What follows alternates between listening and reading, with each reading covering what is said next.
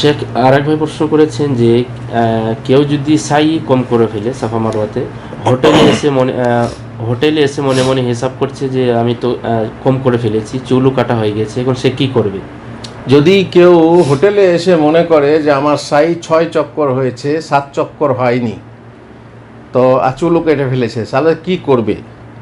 তাহলে তার কাজ হচ্ছে হাজ আর রাজুল্লা ইয়াজালু ফি এহরামে, সে তার এহরাম যায়নি, তার এহরাম সে এহরাম অবস্থায় ফিরে যাবে। আর সঙ্গে সঙ্গে যদি কাপড় পরে ফেলেছে কাপড় খুলতে হবে, আর এহরামের কাপড় পরতে হবে। আর এহরামে যা কিছু করা নিষেধ তার থেকে দূরে থাকতে হবে। তারপর আবার ফিরে যাবে, আর সেখানে গিয়ে নতুন করে সাই করবে 7 চক্কর। আর একবার চক্কর লাগিয়ে দেবে তা নয়, নতুন করে 7 চক্র আবার দিতে হবে। এই হচ্ছে এর কি বিধান। আর যদি সে এর মধ্যে মানে চুল কাটার পরে, হালাল হওয়ার পরে যদি এমন কোনো কাজ করে থাকে যেটা এহরাম অবস্থায় করা জায়েজ না, যদি না জেনে করে থাকে কিছুই হবে না। আর যদি জেনে শুনে করে তাহলে তাকে দম দিতে হবে। আর আল্লাহ তাআলা আমাদেরকে রক্ষা করুন। হজ জিনিসটা যতটা সহজ ভাবা হয় ততটা সহজ নয়। জেনে শুনে পড়াশোনা করার পরেও বড় বড় মানুষদের ভুল হয়, তখন সাধারণ মানুষ, আম জনসাধারণ যাদের মানে দিনী শরীয়তের জ্ঞান নেই, যারা বড় বড় শেখদেরকেও সাথে নিয়ে আসছেন, আর কিছু কিছু মানুষকে নিয়ে আসছেন মুআল্লিম হিসাবে, যারা মুআল্লিম হওয়ার যোগ্য নয়, এটাও হয়তো অনেকের জানা থাকে না। সেভাবে যে বিশাল 2-4 বার হজ করেছে অতএব সে সব জানে তাও না। তো জেনে শুনে একটু বুঝে সুঝে, অবশ্য যেমন বললাম জ্ঞানীদেরও সমস্যা হতে পারে, সেই ক্ষেত্রে জিজ্ঞেস করে নিতে হবে আপনি হালাল হওয়ার আগে কি হচ্ছে, আপনি ঠিক করেছেন কিনা। সমস্যা হচ্ছে আপনি ভাবছেন আমি ঠিক করেছি, কিন্তু ঠিক তো হলো না।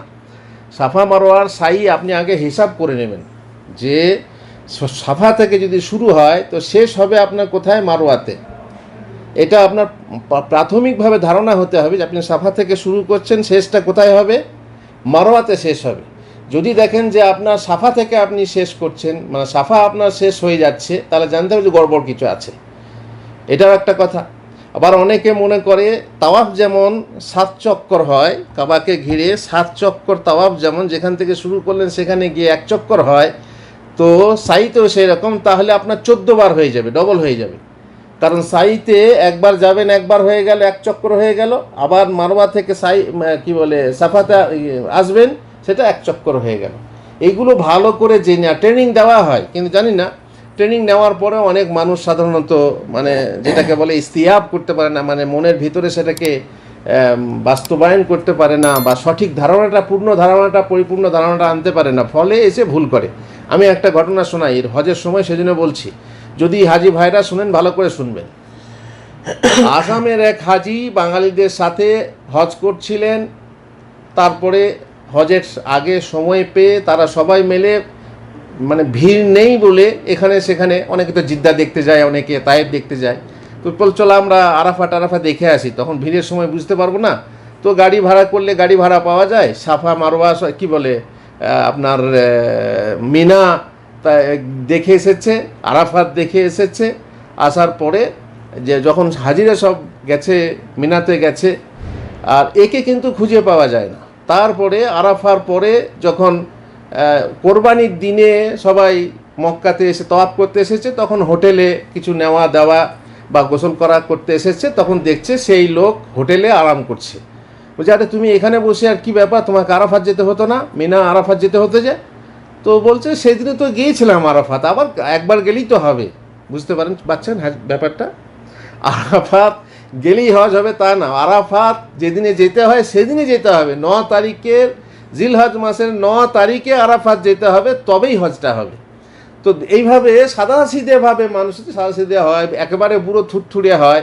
এই জন্য হজ বুড়োদের জন্য নয়। যাই হোক, এখন যারা হজ করতে এসেছেন তারা যেন ভালোভাবে শিক্ষা নেন। খবরদার নিজের মন থেকে মনমানি ফতোয়া নিয়ে কাজ করবেন না, তাহলে টাকাটা নষ্ট হবে, ফালতু টাকাটা নষ্ট করবে। আল্লাহ করিম, হ্যাঁ আল্লাহ করিম, আল্লাহ কবুল করলে ভালো। জাযাকাল্লাহ খাইর। حن قلبي له فاض شوقا إليه لست أرجو سوى شربة من يدي الصلاة علي والسلام علي.